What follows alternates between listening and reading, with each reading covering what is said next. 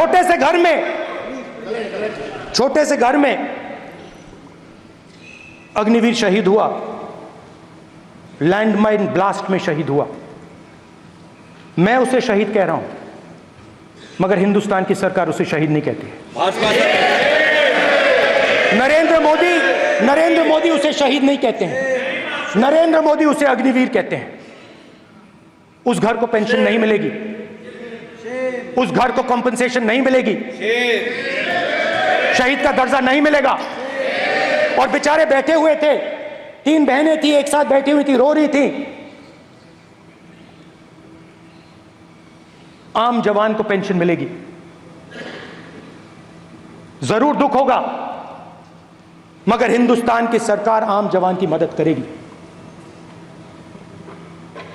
मगर अग्निवीर को जवान नहीं कहा जा सकता। अग्निवीर यूज एंड थ्रो मजदूर है। और आप उससे कहते हो, उसको आप 6 महीने की ट्रेनिंग देते हो, 6 महीने की ट्रेनिंग देते हो। दूसरी तरफ चाइना के जवान को 5 साल की ट्रेनिंग मिलती है, राइफल लेकर उसके सामने खड़ा कर देते हो, उसके दिल में भय पैदा करते हो। एक जवान और दूसरे जवान के बीच में फूट डालते हो कि एक को पेंशन मिलेगी, एक को शहीद का दर्जा मिलेगा, दूसरे को नहीं मिलेगा। और फिर अपने आप को देशभक्त कहते हो। ये कैसे देशभक्त हैं? फिल्म स्टार जैसी फोटो थी उस लड़के की, फिल्म स्टार, बॉलीवुड स्टार की फोटो थी। मैं सोच रहा था, देखो इस युवा ने जान दी। स्पीकर सर,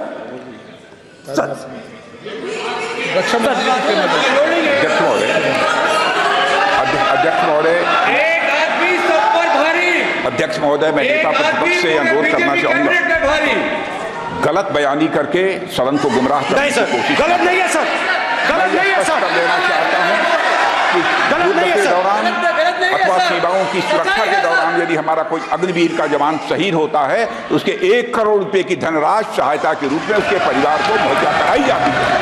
इस प्रकार की गलत बयानी से सभी को गुमराह करने की कोशिश नहीं की जानी चाहिए। संसद महोदय, अध्यक्ष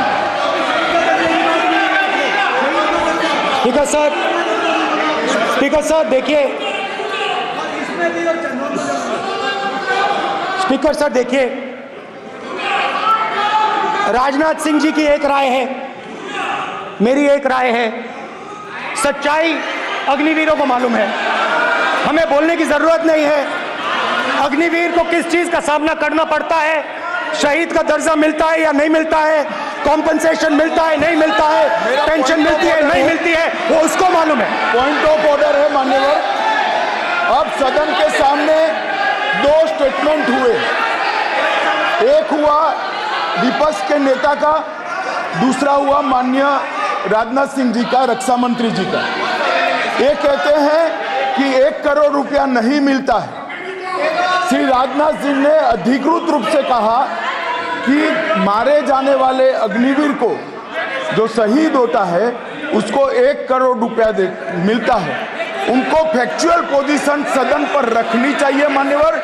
ये सदन झूठ बोलने की जगह नहीं है मान्यवर, यहाँ सच बोलना चाहिए। और अगर ये नहीं रखते हैं तो उनको ये सत्यापन नहीं करते अपने स्टेटमेंट का, तो उनको सदन और देश से और अग्निवीरों से माफी मांगनी चाहिए माननीय।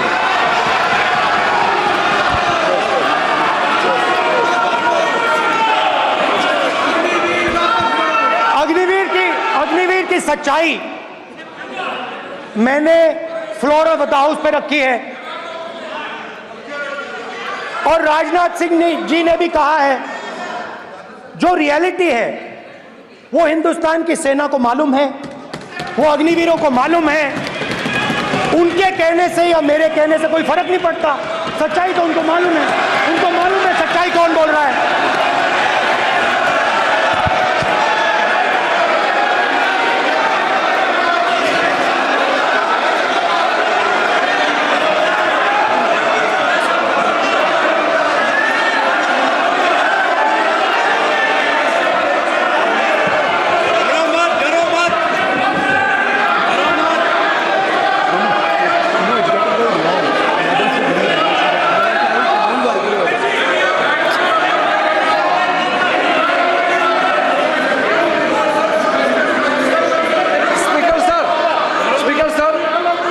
डरो मत, सर, डरो मत। मेरा छोटा सा अनुरोध है, क्योंकि सर ये विषय गंभीर है और अभी माननीय गृह मंत्री जी ने जो बात रखे हैं कि 2 स्टेटमेंट जो रक्षा मंत्री जी ने बताया सदन को और माननीय विपक्ष के नेता राहुल गांधी जी ने जो स्टेटमेंट रखा है, इसमें इन्होंने जो कहा है कि रक्षा मंत्री बोलने से क्या फर्क पड़ता है, इतना हल्का फुल्का कैसे स्टेटमेंट दे सकता है लीडर ऑफ ऑपोजिशन।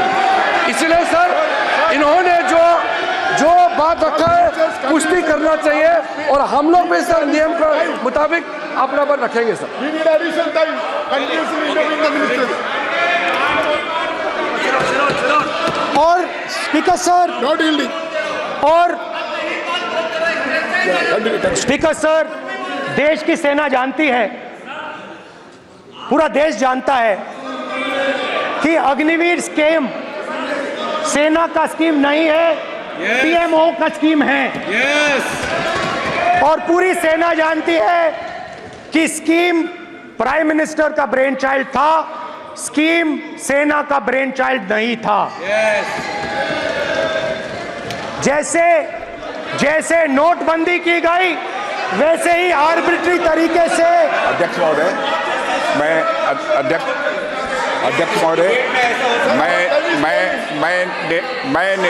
मैं नेता प्रतिपक्ष से विनम्रता पूर्वक अनुरोध करना चाहता हूं कि कृपया वह सदन को गुमराह करने की कोशिश न करें। अग्निवीर योजना के संबंध में बहुत सारे लोगों से 158 ऑर्गेनाइजेशन के साथ सीधा संवाद स्थापित हुआ है, उनके सुझाव लिए गए हैं, तब यह अग्निवीर योजना लाई गई है और बहुत सोच समझकर यह योजना लाई गई है।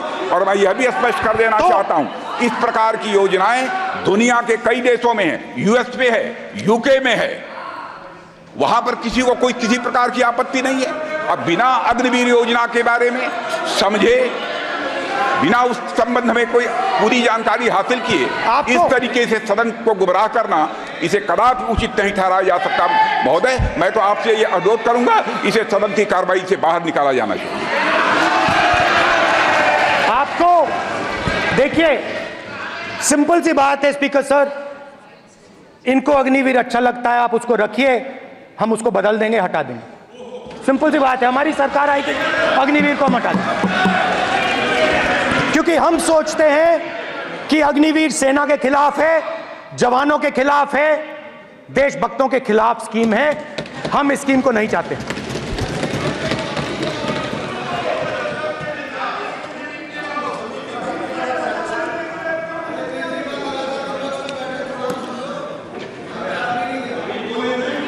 पहली बार हिंदुस्तान की हिस्ट्री में जनता से स्टेट्स छीने गए हैं। जम्मू कश्मीर लद्दाख से आपने पहली बार स्टेट छीना है। मणिपुर को आपने सिविल वॉर में डुबा दिया है। मणिपुर को आपने और आपकी योजनाओं ने, आपकी पॉलिटिक्स ने जला दिया है। और आज तक हिंदुस्तान के प्रधानमंत्री मणिपुर नहीं गए हैं। ऐसा लगता है कि मणिपुर हिंदुस्तान का प्रदेश ही नहीं। प्रधानमंत्री के लिए मणिपुर स्टेट ही नहीं है। मणिपुर में सिविल वॉर हो ही नहीं रही है।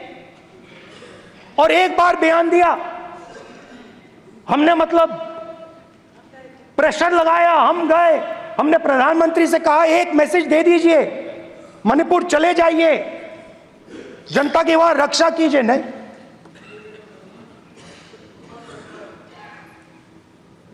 मैं वहां गया, कुकीज और मेहते से दोनों से मिला। इसको अभी आंसर नहीं देंगे? आज तक नहीं, आंसर नहीं मिलेगा, मिल नहीं सकता।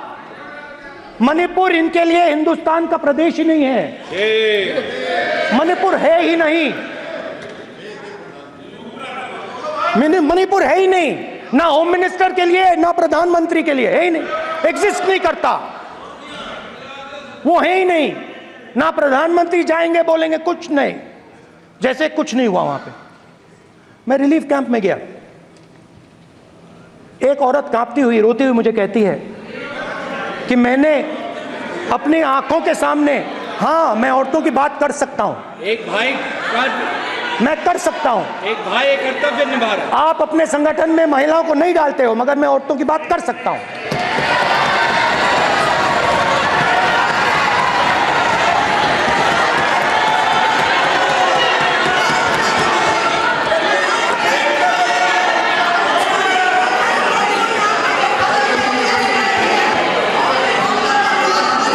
मुझे कहती है मैंने अपने आंखों के सामने, मेरे आंखों के सामने मेरे बच्चे को गोली मारी गई।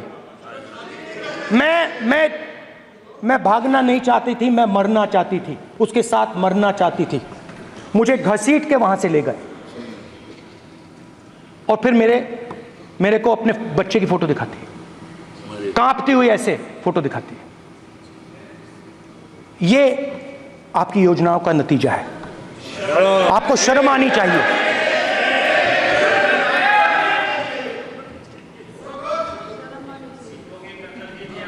एक दिन प्रधानमंत्री 8 बजे कहते हैं, पता नहीं फाइन ट्यूनिंग हो गई भगवान के साथ, डायरेक्ट मैसेज भगवान, सर ने बोला है, सर प्रधानमंत्री ने ये बोला है, ये मैं नहीं बोल रहा हूं, प्रधानमंत्री ने बोला है कि मेरा डायरेक्ट कनेक्शन है भगवान के साथ। मैंने नहीं बोला, मैंने नहीं बोला। Social media chief also told भगवान जगन्नाथ। एक मिनट प्लीज, एक मिनट तो एक पता मिनट नहीं- माननीय राहुल गांधी जी, एक मिनट, माननीय सुरेश, एक मिनट प्लीज, एक मिनट रविशंकर जी प्लीज, एक मिनट। माननीय सदस्यगण, आप वरिष्ठ नेता हैं, सदन के नेता होते माननीय प्रधानमंत्री जी, और हम सबको माननीय प्रधानमंत्री जी का सम्मान करना चाहिए। ये सदन में हमेशा उच्च कोटि की परंपरा मर्यादा रही है। नो सर नहीं, गौरव अगर आपको स्पीकर सर, मैं इतनी पुरानी पार्टी है, गौरव स्पीकर सर, मैं रिस्पेक्ट कर रहा हूं। ये प्रधानमंत्री के शब्द हैं, मेरे शब्द नहीं हैं। ये प्रधानमंत्री जी ने कहा है, पब्लिक में मीडिया को कहा है कि मैं बायोलॉजिकल नहीं हूं, मेरा डायरेक्ट कनेक्शन भगवान के साथ है। मैं नहीं बोल रहा हूं, प्रधानमंत्री मोदी जी ने बोला है। तो पता नहीं उस टाइम 8 बजे भगवान का मैसेज आया होगा हिंदुस्तान, वही मगर फिर श्री राम ने आपको दूसरा मैसेज दे दिया अयोध्या में। भगवान का मैसेज आया होगा,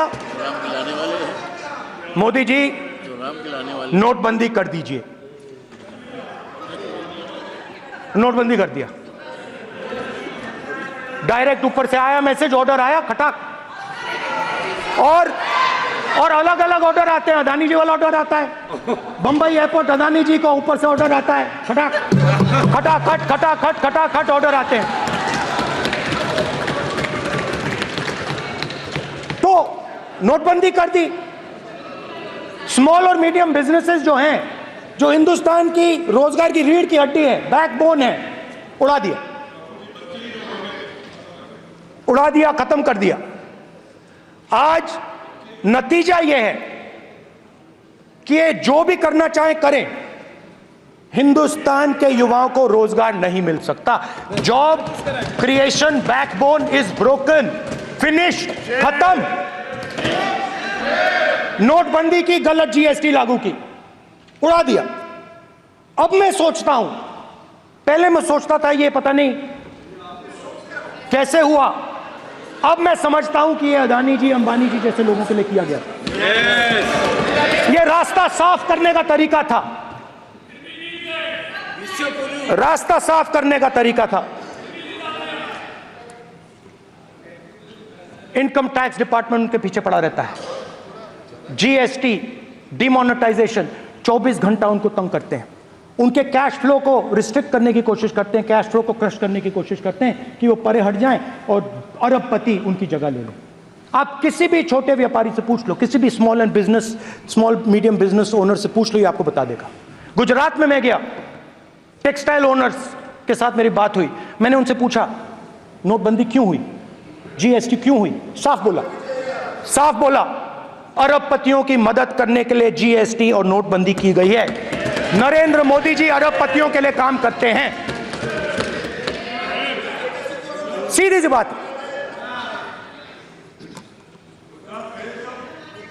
मैं जाता रहता हूं और आपको गुजरात में हराएंगे इस बार।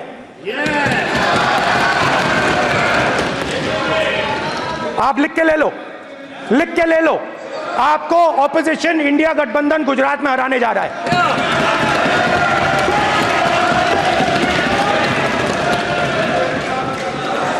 किसानों को डराने के लिए लैंड एक्विजिशन बिल जो हम लाए थे, उनकी जमीन की रक्षा करने के लिए, उनको सही कॉम्पनसेशन देने के लिए, उसको आपने खत्म कर दिया। यहां कोशिश की, कर नहीं पाए तो स्टेट्स में खत्म कर दिया। हर स्टेट में आपने खत्म कर दिया है। अगर आप जानते नहीं हो चेक कर लो, हर स्टेट में, हर भाजपा की स्टेट में खत्म कर दिया। सर हर भाजपा रूल स्टेट में खत्म किया है, हर भाजपा की रूल स्टेट में खत्म किया है, हर भाजपा की रूल स्टेट में खत्म किया है। स्पीकर सर, कोई बात नहीं, कोई रूल नहीं, हर भाजपा की रूल स्टेट में खत्म किया है, कोई रूल नहीं। ये खट्टर साहब का कोई निर्देश नहीं,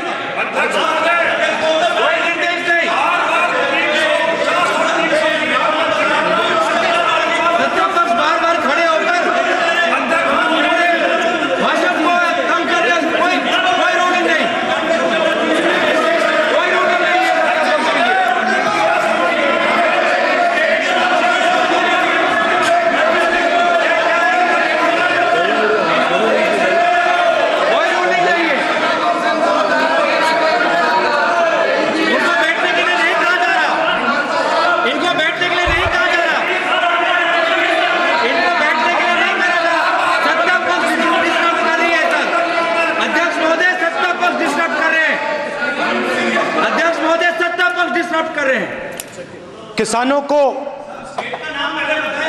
ये देखिए sir, just give me a list of BJP states. आप किताब लेके क्यों खड़े हो? कानून बनाना चाहते हो? आप क्या बोलना चाहते हैं, कानून से बताओ। स्पीकर का डायरेक्शन है सर, स्पीकर का डायरेक्शन 115, और वो ये कहता है सर, कि कोई भी मेंबर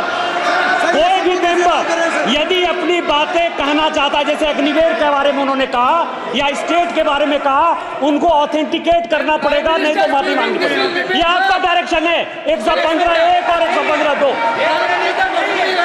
इसीलिए वो जो बातें कर रहे हैं उसको ऑथेंटिकेट करें, चाहे अग्निवीर के लिए, चाहे वो किसानों के लिए कर रहे हैं सर। ये आपका डायरेक्शन है।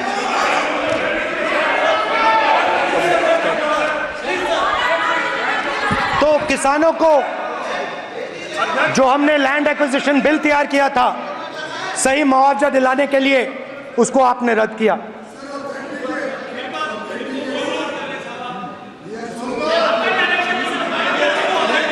विल ऑथेंटिकेट कर देंगे, ऑथेंटिकेट कर देंगे, बैठ जाओ, कर देंगे हम ऑथेंटिकेट,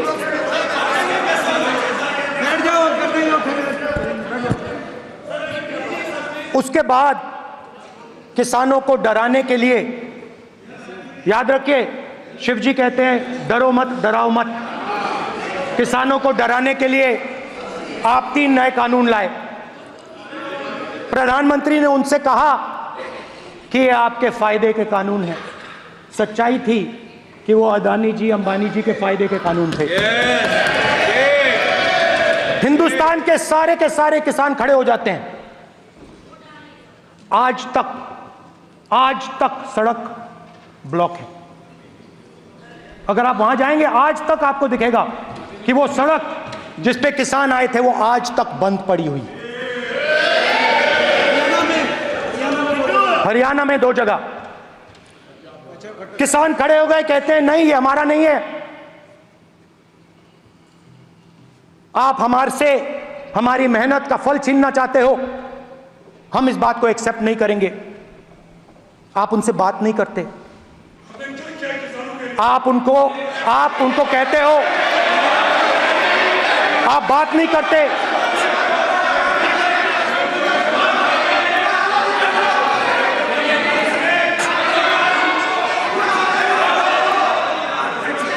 आप बात नहीं करते, आप गले नहीं लगते, आप उन्हें आतंकवादी कहते हो। आप कहते हो ये सब आतंकवादी हैं। झूठ नहीं है, झूठ नहीं है, सच है, सच है। मान्यवर, मैं समझ रहा हूं कि विपक्ष के नेता नाते पहली बार बोल रहे हैं, मगर नियमों के पुस्तक के बाहर वो नहीं जा सकते। ये स्टेटमेंट करे कि हम कहते हैं कि किसान आतंकवादी, तो कैसे सदन में चल सकता है मान्यवर? आप एक तरफा नियमों के ऊपर जाकर उनको रियायत दे रहे हो मान्यवर, हमें संरक्षित करिए, ऐसे नहीं चलता है। 700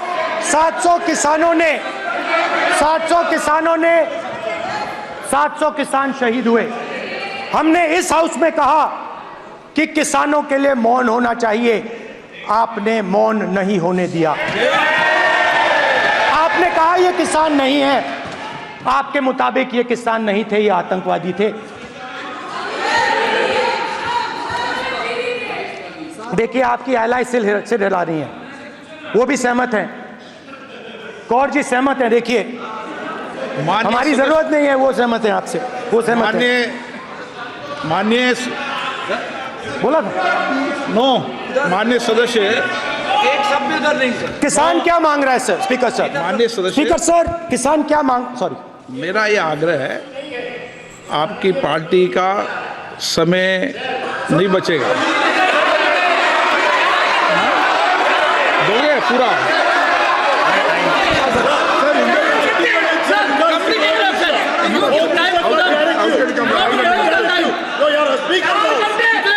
आप नहीं बोलेंगे, ये बोलेंगे सर। और आप तो सर, और स्पीकर सर, आप तो किताब स्पीकर सर, किसानों ने मांगा क्या? स्पीकर सर, किसानों ने मांगा क्या? किसानों ने सिर्फ ये कहा कि अगर 16 लाख करोड़ रुपए अरबपतियों का कर्जा माफ हो सकता है तो हमारा भी थोड़ा सा कर दीजिए।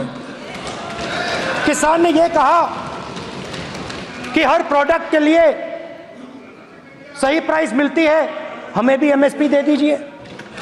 और आप लोगों ने कहा किसान का कर्जा माफ नहीं होगा और एमएसपी नहीं मिलेगी।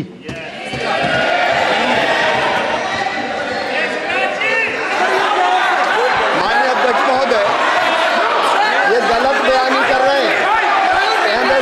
एमएसपी सरकार दे रही है और ये मोदी जी की सरकार है जिसको उत्पादन की लागत पर कम से कम 50%, माननीय अध्यक्ष महोदय, उत्पादन की लागत पर कम से कम 50% जोड़कर एमएसपी दी जा रही है और नहीं दी जा रही है, सत्यापित करें माननीय अध्यक्ष महोदय।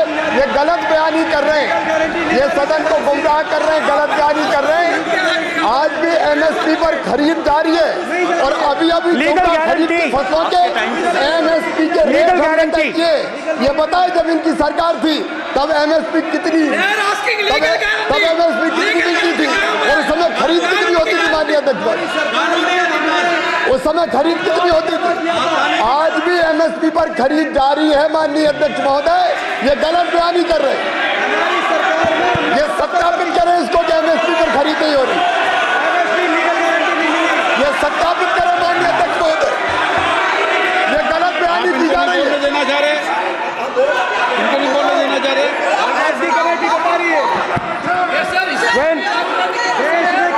स्पीकर सर, एमएसपी जब मैं speaker sir, MSP with legal guarantee, speaker sir, the issue is MSP with legal guarantee, not just MSP. MSP is being given, the issue is Kisans want MSP with legal guarantee which you are not ready to give them.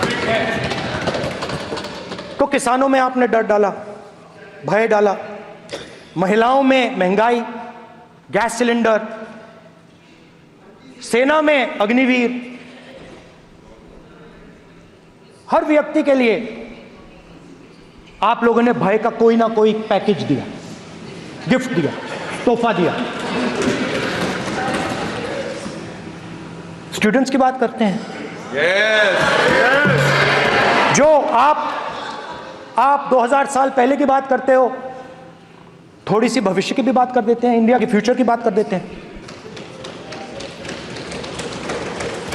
रोजगार तो आपने खत्म कर दिया, नोटबंदी, GST, जो आपने small and medium businesses थे उनको खत्म करके, युवाओं को आर्मी में अपॉर्चुनिटी मिलती थी, अग्निवीर उनके लिए आपने दे दिया, वो खत्म कर दिया, रास्ता ब्लॉक कर दिया। पब्लिक सेक्टर को आप प्राइवेटाइज करते हैं, वो रास्ता बंद कर दिया। और अब एक नया फैशन निकला है, नीट।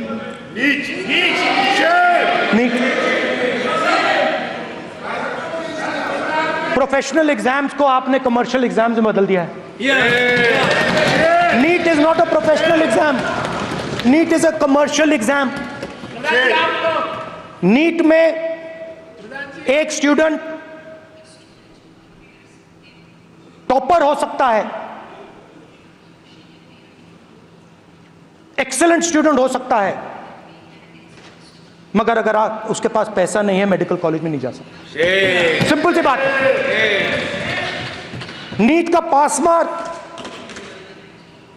22% है।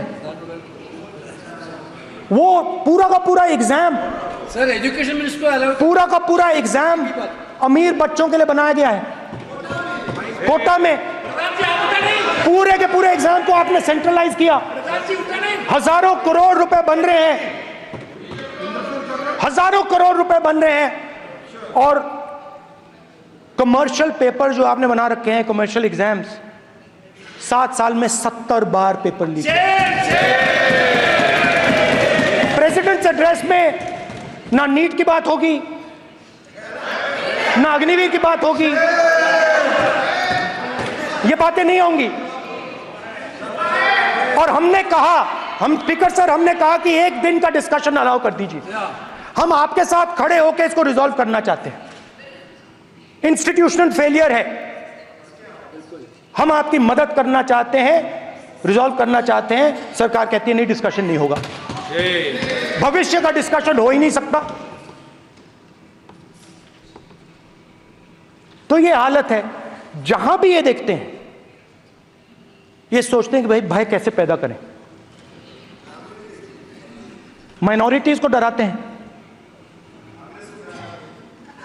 नहीं, कांग्रेस नहीं डरती आपसे, आप कांग्रेस से डरते हो।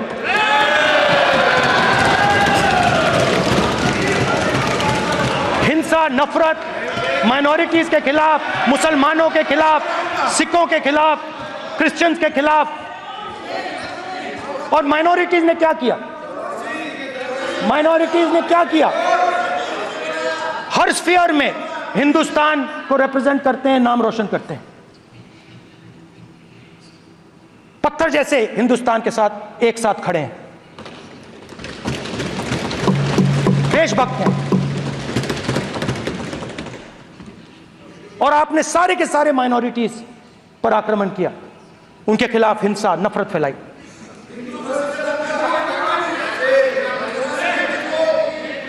तो शिव जी कहते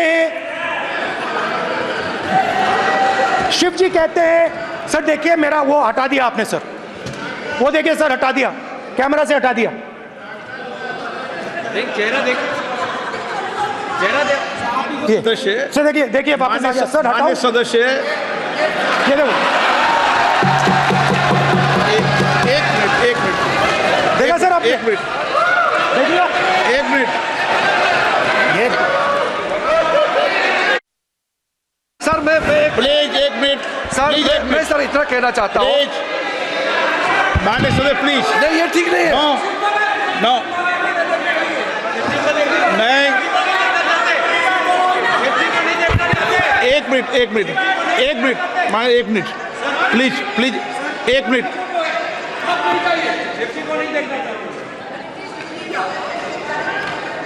आप प्रतिपक्ष के नेता हैं और मैं आपसे अपेक्षा करता हूं कि सदन की गरिमा बनी रहे, मर्यादा बनी रहे, नियमों का पालन हो। आप खुद मानते हैं शिव जी को भगवान, और उनको बार बार इस तरीके से यहाँ पर चित्रित करना ये उचित नजर नहीं आता, मुझे लगता है। स्पीकर सर देखिए, रूल्स की किताब पढ़ोगे आप? रूल्स में है कि आप कोई भी चित्र को नहीं दिखा सकते सदन में, आप किसी बात का नाम नहीं ले सकते, आप नियम प्रक्रियाओं से नहीं बोल रहे हैं। सदन की मर्यादा, नियम प्रक्रिया इससे चलती है, आपने बनाया, सबने बनाया है। स्पीकर सर,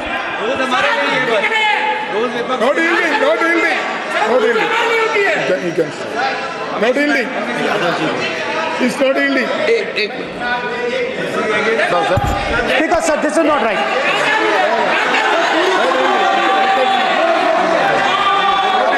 सर, माननीय स्पीकर महोदय, मैं आपका ध्यान रूल 356 की तरफ आकृष्ट करना चाहता हूं।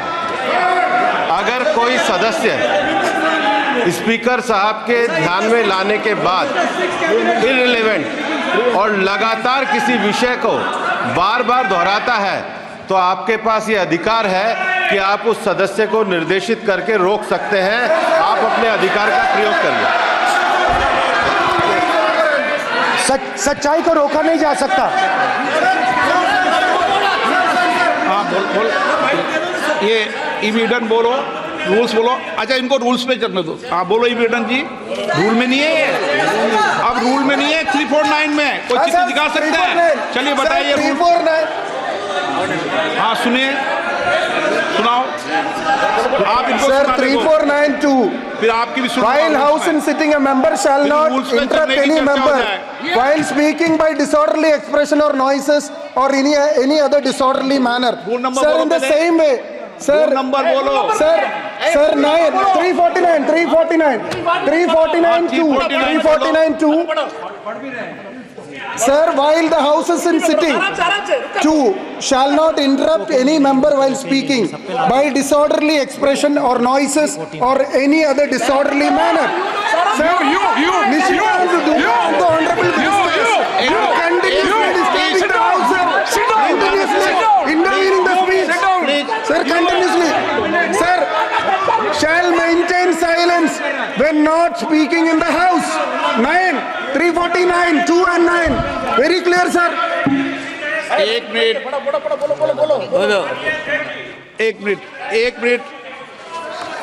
अब आप एक मिनट, आपने बताया 349। ओके, एक मिनट, इस पे आ जाए। सभा में झंडे, प्रतीक या कोई भी प्रदर्शित वस्तु प्रदर्शित नहीं करेंगे। माननीय प्रतिपक्ष के नेता, आप आपके सदस्य का रूल की पालना कर लें, अच्छा है। तो नीट में तो सब जगह भय फैलाया। नियम बताया, उसकी पालना करने के लिए कह रहा हूं मैं। तो Under which rule minister can interfere? Which rule? When a speaker is speaking, under which Almost all ministers intervene. is it a question hour? Is it a question hour? Without ending. Okay, please आप मान अधिवक्ता है, please बैठिए। अध्यक्ष, आसन पर बैठे सभापति या अध्यक्ष माननीय सदस्य को अलाउ कर सकता है, ये नियम में नहीं है। ये नियम में नहीं है क्या? नो, कर सकते हैं आप। रूल्स पे मत चलिए, रूल्स पे चलेंगे तो नो, ये नियम में नहीं लिखा कि एलओपी बोले तो आप बीच में नहीं बोल सकते। नो, अध्यक्ष के आसन की व्यवस्था दे सकते हैं प्लीज। चलो Sir, you have allowed 2 ministers, 3 ministers, and I want to make very short references. Read this. 352. A member while speaking shall not make personal reference by way of making an allegation, imputing a motive to or questioning the bona fides of any other member of the House. Okay, Has Rahul Gandhi made reference to आप any other 351 minute member? Sir, ये हुआ नहीं। और use utter treasonable, seditious or defamatory words. He is mentioning the name of Shiva. Defamatory. आप क्यों विद्वान में बैठा हूं ना सीट पे, आपको नहीं पता, मैं बता दूंगा सब नियम। सर, ये लोग नहीं समझते हैं, maybe because of their inadequate knowledge of English, they thought that reference to, he did not make any personal reference. Please, next point, sir, Rajnath Singh ji made a point on Agniveer. There is a method to correct any wrong statement made in the House. Please read 115(1) of the directions by the Speaker. It says, a member wishing to point out any mistake or inaccuracy in a statement made by a minister or any other member shall, before referring the matter in the House, write to the Speaker pointing out the particulars of the mistake or inaccuracy and seek the permission of the Speaker to raise the matter. Has Rajnath Singh written to you? Has he written to you? No. They have not read. All these ministers. Shivraj Singh Chouhan, sir इतने दिन बाद लोकसभा में अभी आप सुनिए, खड़ा होके बोलने लगा। माननीय मजाक की जगह है क्या? ये नॉट गिवन ए नोटिस, मेरे पास you can not point out mistake और on MSP he made a statement. नहीं, व्हाट राइट ही हैज? आप एक मिनट प्लीज, आपने 352 का हवाला दिया। 352 के अंदर स्पष्ट रूप से लिखा है, कोई भी तथ्य ऐसे कभी भी नहीं बोले जाएंगे जो इस सदस्य का सदस्य नहीं, सदन का सदस्य नहीं है। मैं अपेक्षा करूंगा कि प्रतिपक्ष के नेता इन नियम प्रक्रियाओं की पालना करें। और दूसरा विषय जो माननीय सदस्य ने कहा है, 102 के अंदर ही सदन में सभापति या अध्यक्ष किसी भी माननीय सदस्य को बोलने की इजाजत दे सकता है, नियम प्रक्रिया के तहत। नो,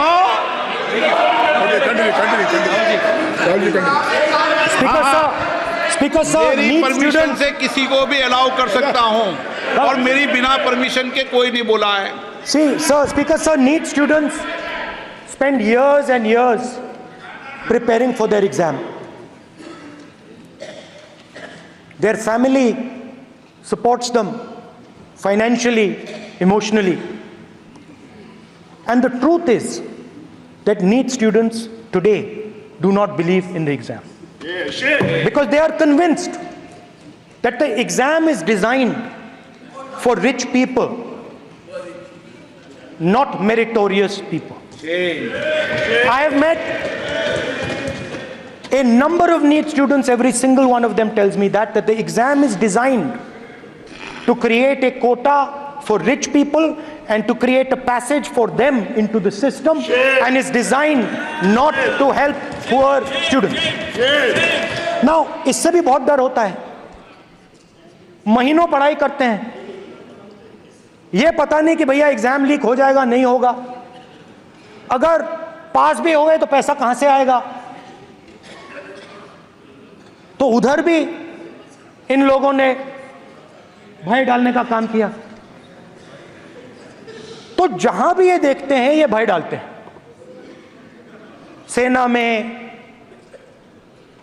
युवाओं में, किसानों में, मजदूरों में, महिलाओं में, डिसेबल्ड में भी। और मैं ये भी कह सकता हूं कि सिर्फ बाकी हिंदुस्तान में भी नहीं, मगर अपनी पार्टी में भी भय है। आपकी पार्टी में डर है, भय है, सच्चाई है। देखो अब आप चिल्ला नहीं रहे हो, अब आप शांत हो, अब बिल्कुल शांत हो। सच्चाई बोल दी, चिल्ला नहीं रहे, चुप। क्योंकि आपकी ट्यूनिंग डायरेक्टली, प्रॉब्लम क्या है, आप चिल्ला भी नहीं सकते क्योंकि कनेक्शन नहीं। सर मैं बोल रहा हूं सर, समझा रहा हूं, स्ट्रक्चर बोल रहा हूं।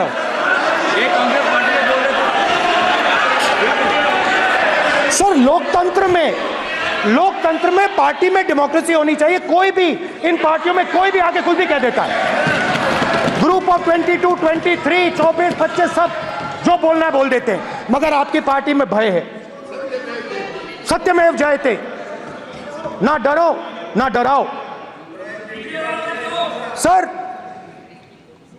when I became LOP, I realized something that I had not realized before. And it's also on the lines of the principles of Shiva. It's on those same lines. And the idea was that after becoming LOP,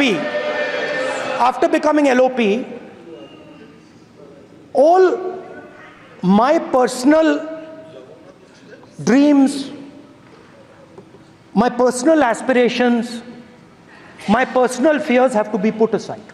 I am now actually two people. I'm not one person. I'm a constitutional person, and my job is to be leader of the opposition, to represent all these parties equally. In fact, I don't just represent the Congress party, I represent every single party. And I have to treat every single party with love and affection. So when Hemant Soren ji is in jail or Kejriwal is in jail, it should disturb me, it should hurt me. Yes. When you unleash your agencies on these political people, it is our job to defend them. Because there is a constitutional person and an individual. And what Shivji is saying is that when you are a constitutional person, the individual should die. The individual's aspirations, the individual's dreams should die. And you should become the voice of the people. Yes. Meaning that you should have no fantasies, no dreams, nothing.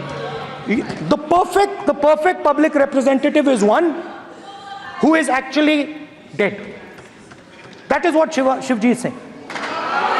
You understand? Now, Speaker sir. Speaker sir, now, my advice.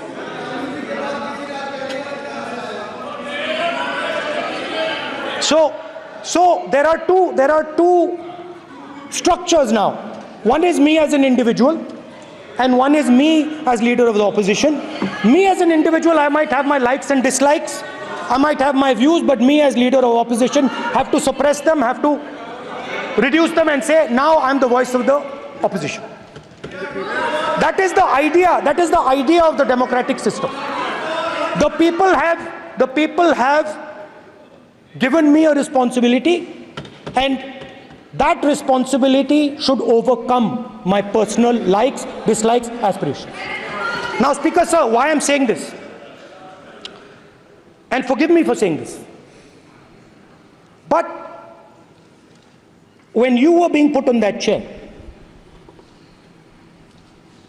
I walked there to help you, to walk with you to the chair. And I shook hands with the Prime Minister and I shook hands with you. And then I walked to your chair. And you are the final arbiter of the Lok Sabha. You're the final word here. What you say fundamentally defines Indian democracy. You don't allow us to speak, you allow us to speak, you allow them to speak, you don't allow us to speak. All these things define Indian democracy. Speaker, sir, there are actually two people sitting in that chair.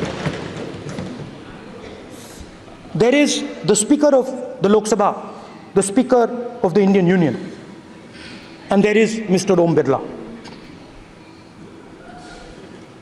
When Modi ji went and shook your hand, and I went and shook your hand, I noticed something.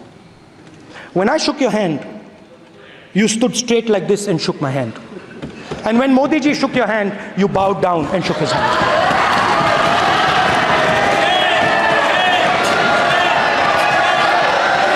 ये आसन के सामने आरोप है, ये chair के सामने आरोप कर रहे हैं माननीय।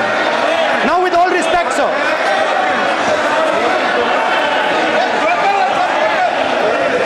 such a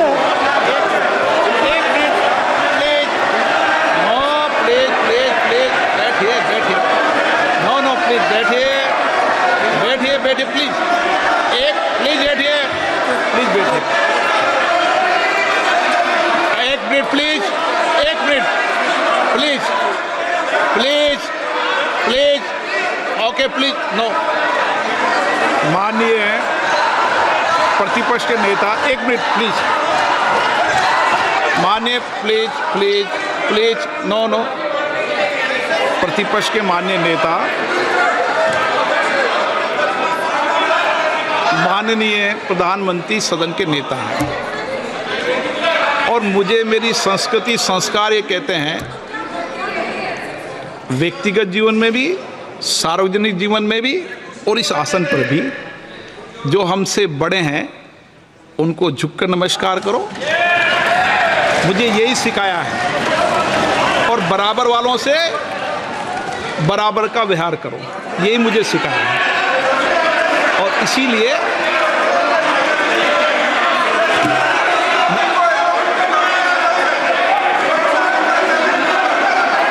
speaker sir,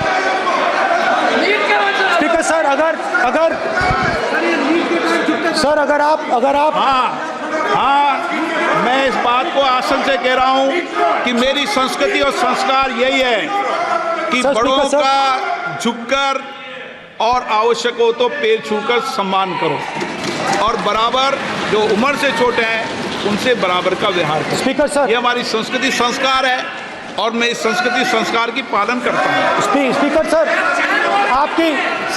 sir, आपकी बात को मैं एक्सेप्ट करता हूँ। स्पीकर सर, आपकी बात को रिस्पेक्टफुली, बैठिए ना। स्पीकर सर, मैं आपकी बात को रिस्पेक्ट करता हूं, मगर आपको कहना चाहता हूं कि इस हाउस में स्पीकर से कोई बड़ा नहीं होता। स्पीकर सबसे बड़ा है, हम सबको स्पीकर के सामने झुकना चाहिए, और मैं आपके सामने झुकूंगा, और सारा का सारा ऑपोजिशन आपके सामने झुकेगा। ये लोकतंत्र है। स्पीकर सर, आप इस हाउस के लीडर हैं, आपको किसी के सामने नहीं झुकना चाहिए। कस्टोडियन है, नेता प्रधानमंत्री है, स्पीकर को आप, speaker is the last word, speaker is अध्यक्ष and is the last word. अंत में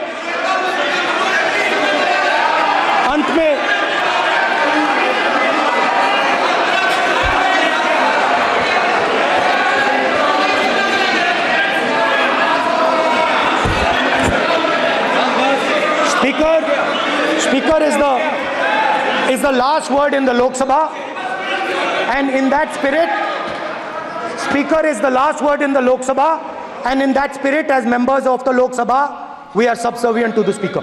I believe that. Yes. Now, there might be people in this room who think they are not, but I think the entire opposition believes that we are subservient to you, sir. And we will listen to what you say, and we will bow in front of you. But the only thing I request, Speaker, sir, is it is important that there is fairness in this house. Yes, yes. Now, I gave a speech, Speaker, sir, and it was interrupted throughout. Yes. Now, this time is going to be taken away from my colleagues. And I think that is unfair. Finally, I'd like to say that the principles that allowed us to fight are in our traditions. Truth, courage, non-violence, and they're in all our religions. And what you have come to represent today is untruth, a complete lack of courage, and violence. And my recommendation to you, if you take it, this country has a government and you are the government. And you are, whether we like it or not, you are the government of India. Elected by the people. And I agree to that. But I would say to you that as individual members, as the cabinet, you do not spread fear in this country.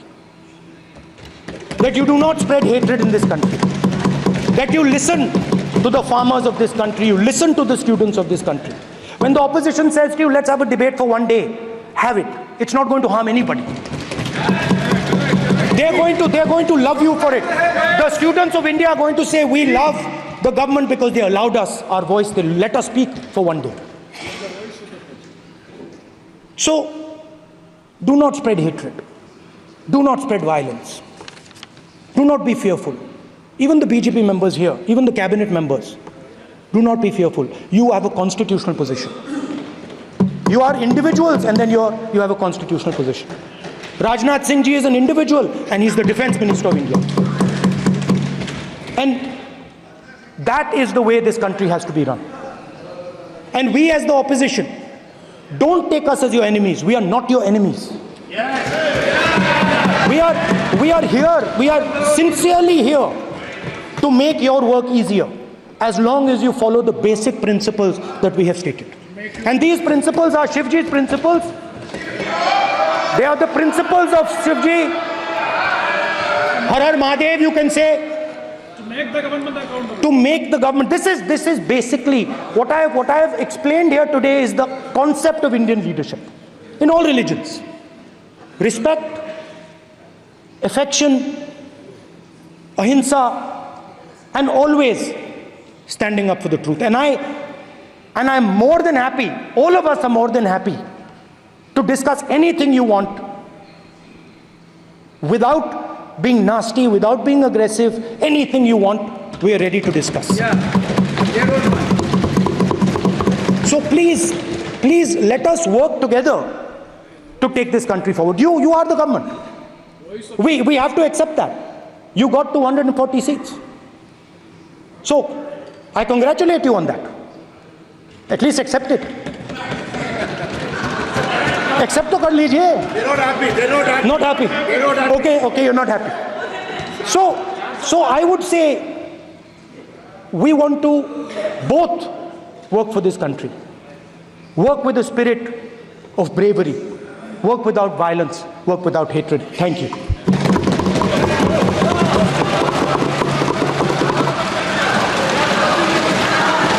मान्यवर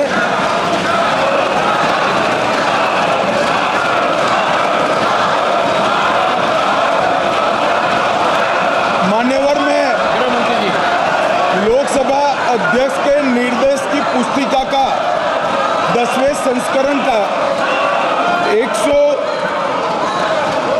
115वां आपके सामने उल्लेखित करना चाहता हूं। इसके क से घ तक पढ़ेंगे तो ये बहुत स्पष्ट है कि कोई भी मंत्री या सदस्य भाषण देते वक्त तथ्यात्मक चीजें रखता है और सदन के कोई और सदस्य इसको ऑब्जेक्ट करते हैं या चैलेंज करते हैं तो आसन इसको सत्यापित करने का निर्देश दे सकता है।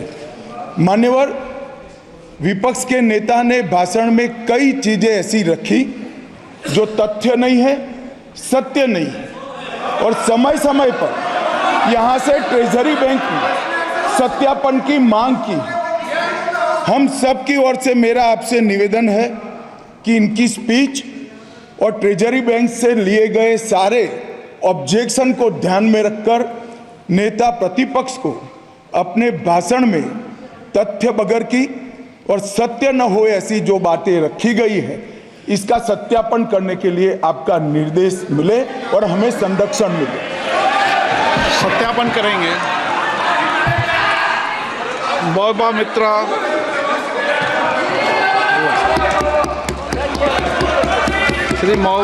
Shrimati Mahua Moitra. Thank you. Honorable Speaker, sir, my esteemed colleagues in the 18th Lok Sabha, I stand here on behalf of my party. Mr. Prime Minister, Honorable Prime Minister, I would really request you, since you've been here for the better half of 1 hour, ये भी सुनते हुए जाइए sir, डरिए मत, sir, डरिए मत। 2 बार आ गए sir, you came to my area twice during the campaign, sir, आज तो सुन के जाइए sir. Never mind, my bad luck. Honorable Speaker, sir, Rahul, sir, Honorable Speaker, sir, my esteemed colleagues in this newly constituted 18th Lok Sabha, I stand here on behalf of my party, the All India Trinamool Congress. कोई बात नहीं, वो मेरे LOP है, वो already मुझे सुन चुके हैं, वो मेरे LOP है। Honorable Speaker, sir, my esteemed colleagues, in this 18th Lok Sabha, I stand here on behalf of my party, the All India Trinamool Congress, to speak on the Honorable President's address. The last time I stood here, sir, I was not allowed to speak. आप लोगों ने अरे let me finish. Dimple, let me finish. House Guys, order में आने की ignore. please. Let me finish. हाँ, जिसको जाना है please जाइए, no problem. The last time I stood here, I was not allowed to speak. But the ruling party has paid a very heavy price for throttling the voice of one MP. मुझे बैठाने का चक्कर में जनता ने आपके 63 सदस्यों 63 जन को परमानेंटली बैठा दिया. You have gone down from 303 to 240. In my maiden speech in the Lok Sabha in June 2019, I spoke on the 7 signs of fascism that were taking over this country. 5 years to the date, on June 27, 2024, this House saw the unprecedented scene of the marshals welcoming the President of India, the Honorable President, with a Sengol in their hand. The Sengol is a symbol of the supreme authority of a monarch. It has no place in the temple of a constitutional democracy. But Honorable Speaker, sir, it is understandable why this happened. Because the BJP has still not understood that their 303 brute majority, their Rajtantra, has been reduced to a 240-seat minority by the Loktantra. They are still living in the world of the Sengol. This sudden changed reality, this new reality is yet to sink in for the treasury benches and especially for the speech writers of the Honorable President's address. The speech that the Honorable President read out, she said, the people of India have elected a stable government with a clear majority. Please do not embarrass the office of the President by using poorly edited cut and paste versions of old speeches. This is not a stable government. It depends on multiple allies with a history of U-turns. It has not got a simple majority. The BJP is 32 short of 272. It is going to be a very hard landing for the treasury benches, as was obvious today. This time there are 234 warriors this time, firmly united, and we have walked through fire. Rahul Gandhi ने कहा कि सत्ता पक्ष हिंदू नहीं है. उन्होंने कहा कि हिंदुओं ने कहा क्या है, हिंदू समाज को हिंसक कहा जा रहा है. ये मुद्दा उठाया प्रधानमंत्री नरेंद्र मोदी ने राहुल गांधी के भाषण के दौरान. ये बहुत गलत बात है, कहा राहुल गांधी ने. तो राहुल गांधी ने जो मुद्दे उठाए उनके भाषण के दौरान उसका विरोध किया गया बीजेपी द्वारा. खुद प्रधानमंत्री नरेंद्र मोदी उठे, अमित शाह ने उसको लेकर विरोध दर्ज कराया. लेकिन राहुल गांधी ने क्या बड़ी बात कही है वो आपको बता दें. राहुल गांधी ने कहा कि सत्ता पक्ष हिंदू नहीं है. अभिवादन के तरीके पर भी राहुल गांधी ने सवाल उठाया, यानी स्पीकर किस तरह से अभिवादन करते हैं प्रधानमंत्री नरेंद्र मोदी का, इसको लेकर राहुल गांधी ने इशारा किया और सवाल उठाया। आपने मुझसे सीधे हाथ मिलाया, पीएम से झुककर हाथ मिलाया, कहा राहुल गांधी ने। हालांकि इस पर स्पीकर ने भी बताया कि किस तरह से उनके जो संस्कार हैं वो ये बताते हैं कि बड़ों का सम्मान कैसे किया जाए और जो बराबर के हैं उनके साथ कैसे सम्मानपूर्वक व्यवहार किया जाए। तो सदन में स्पीकर से कोई बड़ा नहीं है, ये भी राहुल गांधी ने कहा। उन्होंने ये भी कहा कि हम यहाँ पर साथ में काम करने के लिए मौजूद हैं, लेकिन स्पीकर के अभिवादन पर भी सवाल उठाया। स्पीकर से कई बार एक बार फिर राहुल गांधी ने आज इस बात का जिक्र किया कि मेरा माइक बंद कर दिया जाता है। इसको लेकर भी स्पीकर की तरफ से एक बार फिर सफाई दी गई। लेकिन प्रधानमंत्री के साथ किस तरह से झुककर सम्मान करते हैं और हाथ मिलाते हैं और राहुल गांधी से कैसे सीधे हाथ मिलाते हैं स्पीकर, इसको लेकर राहुल गांधी ने सवाल उठाया। साथ ही उन्होंने कहा कि राहुल गांधी की जो बड़ी बातें थी इस भाषण के दौरान, उस पर सत्ता पक्ष की तरफ से विरोध दर्ज कराया गया।